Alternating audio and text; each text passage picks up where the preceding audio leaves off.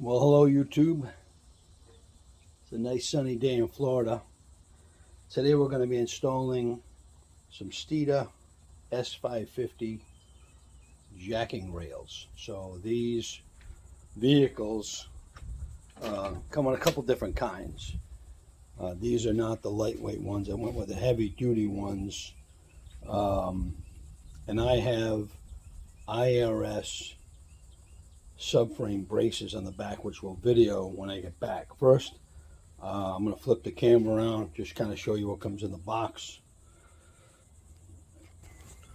So these are the braces themselves. And then, of course, this is the bolt kit here. Probably made in the USA. At the time of purchase, these were $179 plus tax, no shipping. I weighed them. I weighed them at 11.8 pounds. So you can expect to add some weight for the heavy duty ones.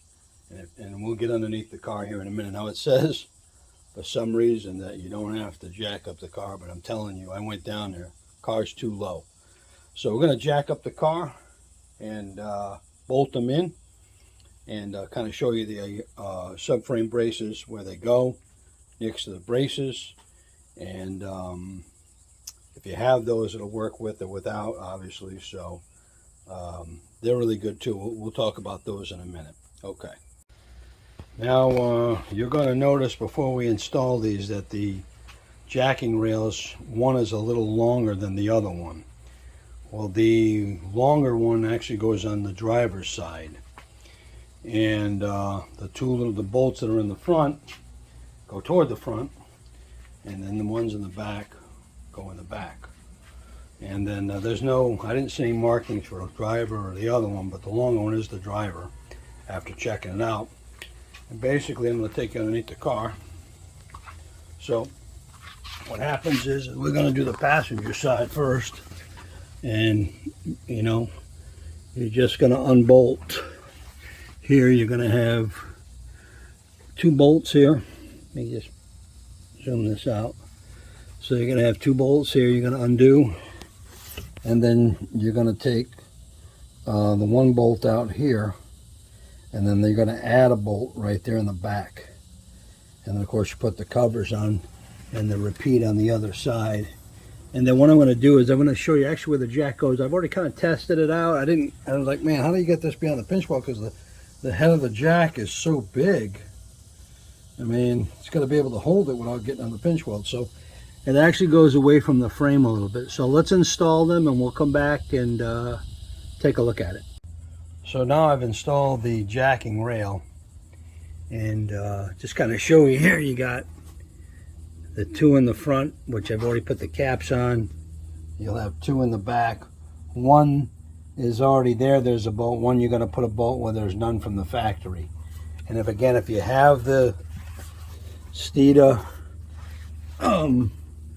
subframe braces, IRS subframe braces, as it says in the instructions online, they fit fine. And by the way, those are pretty good. I mean, you know, for cornering and stability of the subframe. So I suggest you get them. I also have on their Steeda frame straighteners. There's about 4 of them. I actually had to take it to I took it to the dealer, and I had to move the IRS over about a ½ inch, maybe a little less, to put the IRS straighteners in there. So there's subframe straighteners in there too, plus the braces.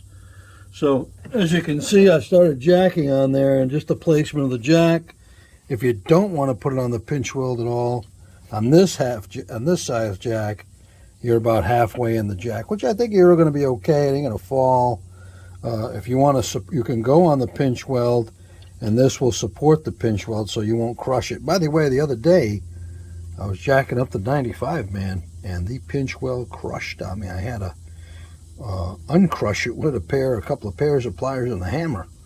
But they will crush. I mean, I know these looks pretty steady. The 95, I'm not too sure the difference in the thickness, man, but it's just not worth the, you know, chancing of crushing the weld, man. So if you're going to jack up your car a lot, or you're going to get it on the lift, and they're going to put those extenders on there, these are a good idea. I know that I'm going to put long tubes on here, and I am going to put it on the lift when I put the tubes on. So that was the reason why I put the jack rails on. Plus, I have had this car up in the air about 10 times every time you do an oil change and so forth and so on. So, you know, it's worth doing if you're under your car a lot.